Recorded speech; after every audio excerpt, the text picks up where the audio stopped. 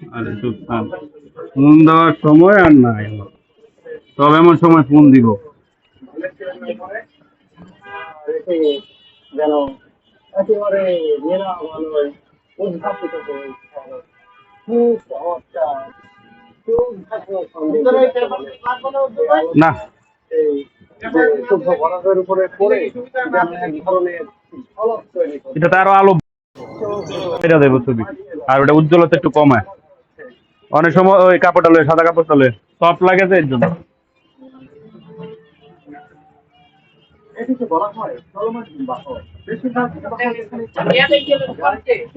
তোর এত বেশি কথা কইতে বেশি একটা কান্দার ভিতরে মানুষ ধরে বদ নাই। যার সামনে থেকে এ কারণে এটিকে বলা হয় পৃথিবীর শান্ত পূর্বকার। কিন্তু জলবায়ু হ্যাঁ, পরিবর্তনে আমাদের দুর্ঘটনাও লেগেছে। বৈশ্বিক উষ্ণায়নের প্রভাবে অতিমাত্রায় বরফ গলে প্রায় 2050 সাল থেকে বেশি হতে শুরু করেছে এই হিমবাহটি। এখানে প্রতি মুহূর্তে বিপদ শব্দে ঘুষে পড়ছে বরফ খণ্ড। হিমবাহ ধসে পড়ার দৃশ্য সত্যি সত্যি ভয়ঙ্কর।